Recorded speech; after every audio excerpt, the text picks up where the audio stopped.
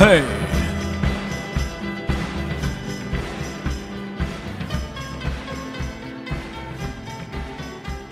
Hey.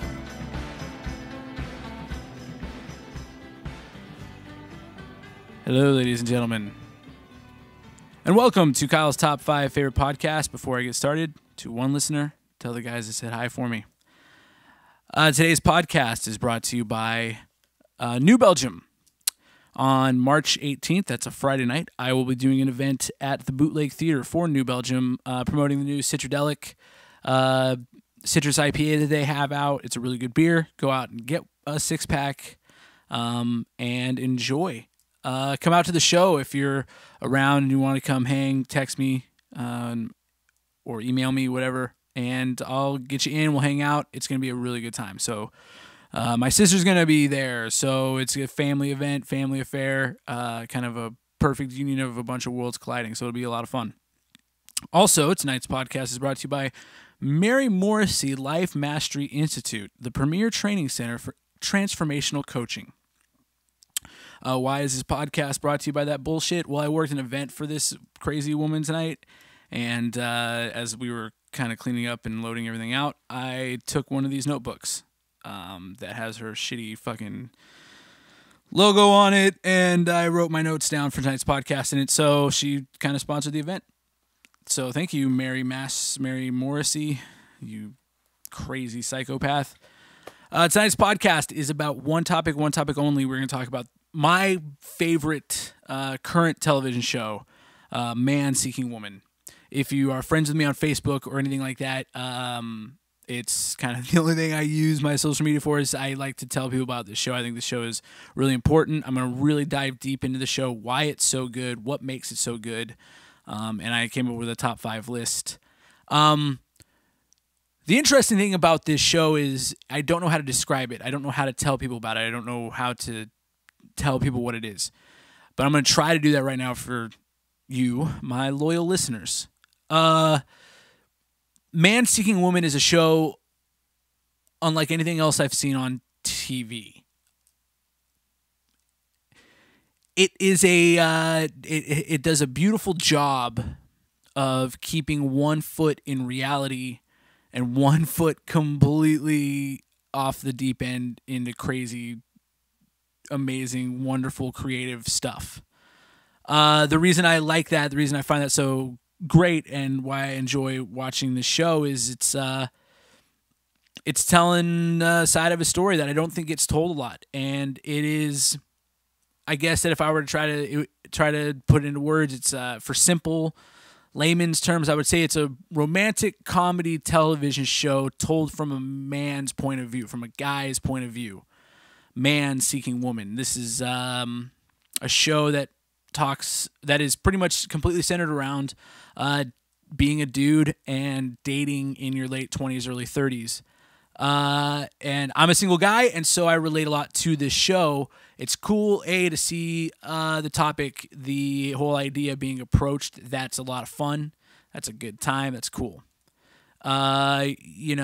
And 2, it's also done perfectly. It's done exactly how it's supposed to be done. That's what I like about it.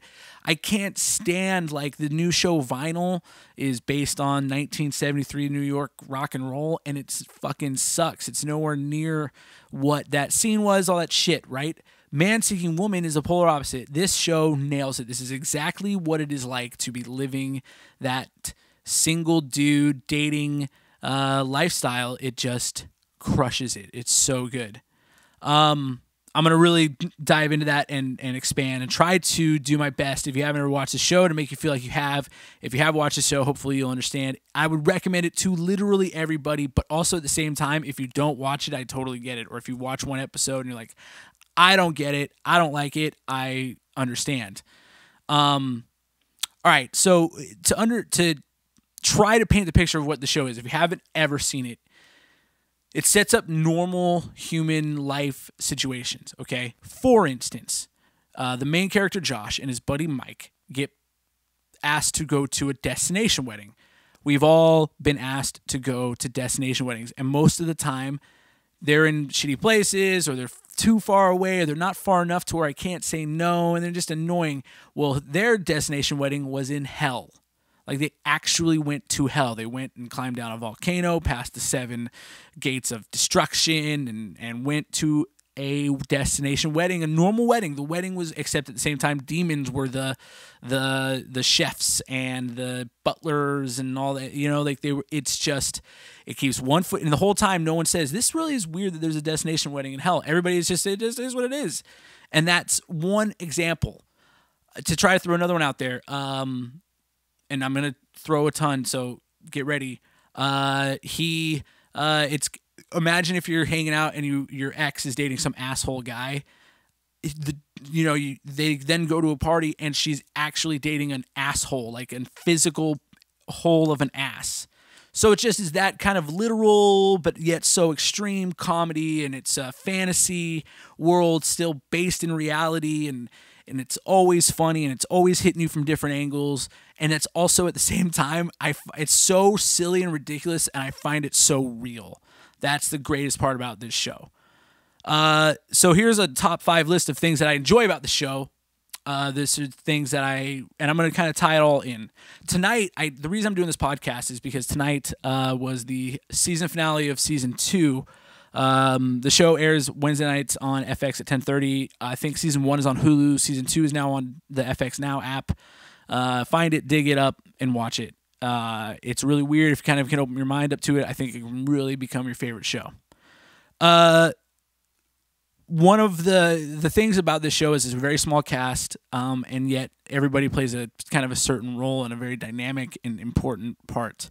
One thing that the show does, it's based around a guy dating, but at the same time, once every season, they do an episode called Woman Seeking Man, and they tell the dating side in the same world from a woman's point of view, and they always base it around the sister. The girl, her name is Liz on the show, plays Josh's sister. In real life, her name is Britt Lauer. She plays the character wonderfully. She's kind of his conscience.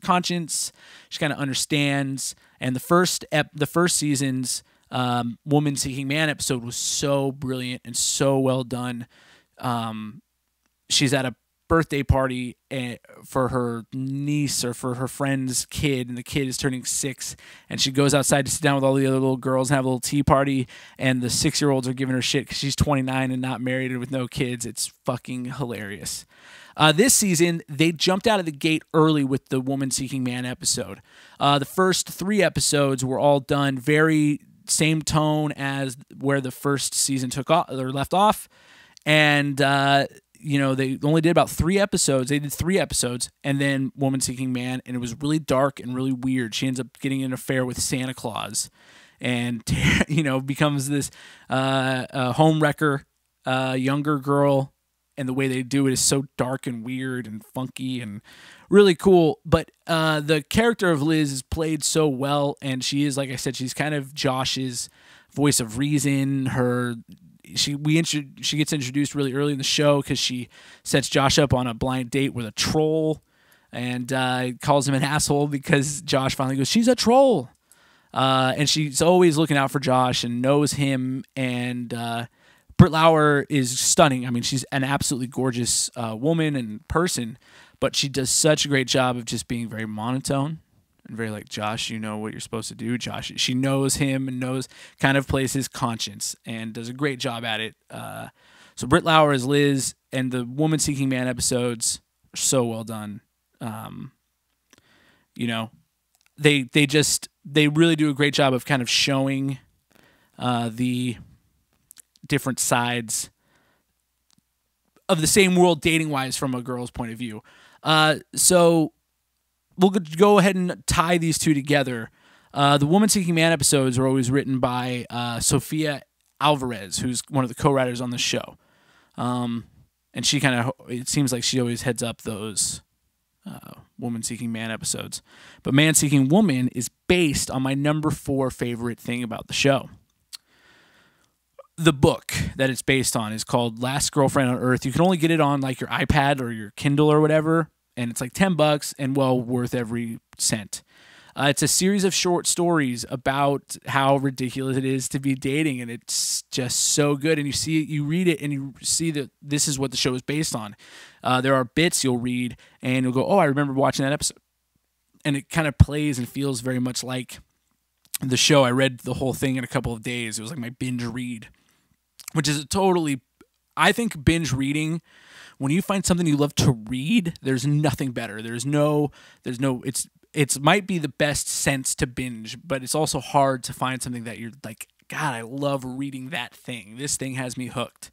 And this book, Last Girlfriend on Earth, did that. It's so funny. It's just a series of short stories that are so outlandish and funky and weird. And for instance, I'll give you this one.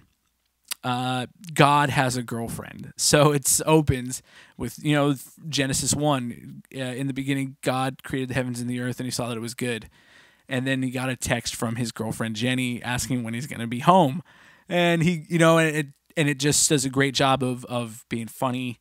And there's a bunch of those type of stories. I mean, there's probably 100 in there, and I read every one, and I laughed my ass off. I would recommend it to any dude. Absolutely. And I enjoyed reading on the iPad. I had never done that before because I could only get this book on an iPad. I actually enjoyed it.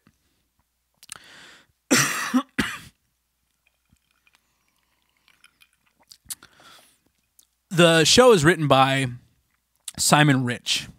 Simon Rich was one of the youngest ever writers hired at Saturday Night Live. He was also a staff writer at Pixar. And if you think about that, Pixar is such a weird, cool place probably to work. And you think about how creative some of those stories are. And then obviously the juggernaut that is Saturday Night Live. Also, the show is produced by Lorne Michaels. So this kid obviously knows how to write. I think he's related to a lot of writers. I think his brother's a writer. And this book is so different, and you can see why they gave him this TV show at such a young age. Simon Rich, I think the guy is genius. He needs to have movies. He should be writing, and a lot of people should be doing stuff. And here is why. My number 3 favorite thing about the show Man Seeking Woman. All right, so the show, season 1, you learned a lot about the main characters, Josh, his sister Liz, his best friend Mike, a little bit about Josh's family. That's about it. And yet it was so funny and great. So hilarious and so well done. And yet never did I feel like, oh, wow, he really fucked up with that girl. It was always like, well, of course, look at what he had to deal with. He was in, and the beginning of season 2 started right there. Okay. The first episode of this new season, he has a girlfriend, and his whole life becomes about that. And it's such a classic thing of what would how when I have a buddy who starts getting, you can smell it, he's dating some girl, and you go, well, I'm not gonna be hanging out with him again, and that's how this first season starts, and it just jumps right in and spends the first 3 episodes just being classic man seeking woman. Then the woman seeking man episode happens, and then they begin a story arc, and I'm calling it the Rosa story arc. This thing is so well done. Like, no show ever has done this way, this well. Okay. Mike and Josh's relationship, the 2 best friends, and I'm going to get into those guys. It's really important. It is definitely one of the closer, that's really what kind of dudes are like. I don't play video games. I'm not a video game guy, but at the same time, I nerd out with my friends about plenty of shit, sports, movies, TV shows, as you can tell, music. Just because you don't play video games doesn't mean you're a nerd. I can sit behind, Pro Tools or behind a console for 12 hours and have the best time of my life. So, with that, your imagination's huge. You've grown up with the internet, you've grown up with video games, you've grown up with comic book movies. Your imagination's massive of what you can think of. And that's kind of the relationship that Mike and Josh have, is this really grounded, hey man, we have a lot of the same interests, but at the same time, we're really different. And then this show spent so much time developing those 2 characters as being such good friends that they showed what happens if you took a great girl and threw her in the dead center of it. And that's what this 6-episode story arc is about, and it's based on Rosa, wonderful actress named Rosa Salazar. I had not seen her before. I don't know who she is. She was in, I guess, those Maze Runner movies. I've never watched them. So I didn't know who this girl was. But the way they introduced her was probably the greatest way to introduce a character ever. The 5th episode of this season was entitled Card, and it was the perfect episode of television and it completely represented what Man Seeking Woman is. Just to give you a quick synopsis of the thing, Josh's mom has been praising to her cult that he is a god, so he realizes that he can't take this new shitty promotion at work because he is a god and he needs to go out and conquer the world. So he becomes a video game designer pursuing his ultimate dream. And he ends up like getting way in over his head. And he's in a class where people have giant heads that glow blue while they're building video games. And Josh builds a video game, looks like an old Pong episode or Pong game. And yet these people with the giant heads are creating like worlds with 3D shit and everything. And Josh ends up crawling back to his boss and taking the promotion at work. Okay. Beautiful. And the way that you just got to watch it. It's so fucking good. And the way that they tie it all in is so great. And at the end of this episode, this award-winning, I think this thing should win Emmys. The fact that this show isn't going to win any Emmys is an abomination, but I'll deal with that. This episode specifically is so good.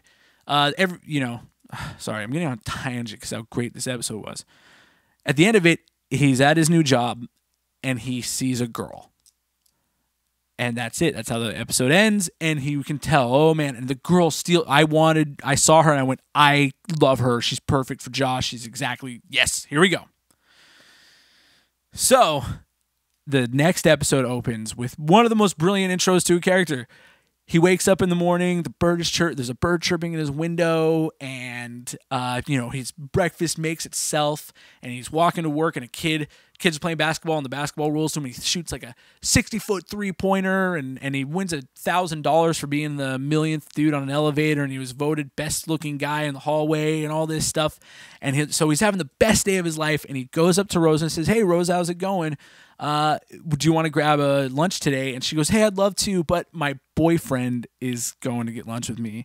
He then goes back. They show him back at the couch with his buddy Mike. Mike's playing video games, and Josh has got a crown on his head, $1,000 check behind him. He's got, all this cool shit from his great day. But Mike goes, how was your day? And Josh goes, it sucked. And that is it, dude. That's what I love about this show. That is the feeling. I've had that feeling. I've had the feeling of I saw that girl at work. I saw that girl at this thing. I can't wait to see her again so I can ask her to hang out, and she has a fucking boyfriend. I don't care if you won $1 million. That is a shitty day. I know in the first season when he meets a girl and he gets her number and then he has to text her for the first time and they go into a war room scenario where everybody's like, here's what you should text. And it looks like an old, like they're going to invade a country. And that's the feeling. That's how it feels to have those moments. That's what I loved about this show is it just nails how it is to be in those situations. That's it. That's what it feels like. And Rosa was so good. And then she ends up having a boyfriend. Her boyfriend is Jesus Christ, played by Fred Armisen. And he's fantastic as Jesus. Rosa ends up, it's just fantastic. So to have this dynamic friendship between Mike and Josh be completely and totally thrown into oblivion has to be a special girl, and she's it. Okay. Now my number 2 favorite thing about Man Seeking Woman is Mike, Josh's best friend, played by one of my favorite current comedians. Dude is fantastic, and that is Mr. Eric Andre. I fucking love this dude. He's so goddamn funny. He makes me laugh my ass off. He's one of these dudes where anytime he's on screen, I just want to watch. And that is very reminiscent of those classic like Raph in The League or, Tracy Jordan on 30 Rock. Like he's on screen. He's fucking electric and I love him. He plays Mike, his best friend, brilliantly. perfectly. He's that dude. And that's the best thing about Mike and Josh, is these are two characters who I can relate to both of them. I've been the buddy who misses his friend when he gets a girlfriend. I've been the dude who can't send a text. I've been both of these guys in different scenarios, so I'm not necessarily attached. I'm not sitting here going, I totally understand how Josh feels all the time. I understand how Mike feels a lot of time. It's so good at showing so many different sides to dudes, kind of the current dude that, you know, and Mike does, Eric Andre does a great job of being that guy. And this season, you saw what happens when these two friendships clash. Bring me my number one favorite thing, and I'm going to spend a little bit of time talking about their dynamic. Josh Greenberg, the main character, played by Jay Baruchel. Jay Baruchel, you might recognize him from, he was in Tropic Thunder, he was in Knocked Up, he was in She's Out of My League. He was also the Led Zeppelin superfan in Almost Famous, so that's kind of cool. Great actor, dude is kind of always pushing it. He was the buddy in This Is the End. He's just kind of a good actor, and he's kind of perfect to play this character. Okay, it's totally his character, totally him and his character. He owns it. All right, so love is tricky, obviously. Anybody who knows feelings and emotions are tough, and when you're, like I said, when you're single and you're watching all your buddies getting married, you're watching all your buddies be in these long-term relationships, and you're just not getting it, you're not understanding it. You kind of date girls and they kind of come and go, and there hasn't, you know, you're kind of always looking for love, but yet, you know, you're tripping all over yourself in the process. That is a story that has yet to be told well from a guy's point of view. Told from a woman's point of view all the time. Look at like a romantic comedy, right? Those are chick flicks, are these great, you know, they're a whole genre because they're always kind of told from the woman's point of view. This is the first time we've seen this told from a dude's point of view, and the fact that they're able to keep things in such ridiculousness yet still so grounded is what makes this show so great. And Mike and Josh, or Jay Baruchel and Eric Andre, that's how it is, man. You know, a girl like Rosa, who you can't help but love. If she walked into my apartment right now, I'd be like, "You're gorgeous. Look at how cute you are. Oh, she's so nice and she's so funny." And she was so damn adorable in this show. Like, you can't blame both these dudes for getting torn up over it, right? It's so good how they did everything. Tonight was such a great fucking episode. Rosa was so important to this show. That was the first time this show, first episode of season 1 to the fourth episode of season 2 were all great, but they were all kind of the same. They were all kind of, you could watch any one, and they didn't need to be in any particular order. And then they said, how about we take 6 episodes of the end of our second season and build it all around this girl? And Rosa did an absolutely wonderful, wonderful job. She told a story. She told a story of the nice guy finishing last, which is ultimately the story of man seeking woman. Here it is. This guy's a nice guy. He treats her right, and she's just not attracted to him. And that's a tough thing to hear. That's a tough situation to be in. It's hard. It's a shitty way to live sometimes. It's a difficult thing. And then when that guy starts dating your best friend, ugh, what a shitty feeling. And this show did the perfect job of telling that story. I would recommend Man Seeking Woman, like I said, to a lot of people, not necessarily to everybody. Watch it. It's so good. What I want to see from season 3, oh man, so much. I'd love to see him. Love to see Josh's character. You know, maybe have a girl move in with him, and she's almost so into him, and you can't even say. You don't even know what to do. Also, watch the Eric Andre show. Eric Andre, the guy who plays Mike, does such a good job. He has his own show on Cartoon Network. It's really fucking funny. Hannibal Buress is on there. It's really good. Thank you so much for listening to Kyle's Top 5 Favorite Podcast. I'm exhausted. I'll talk to you guys soon. Thanks.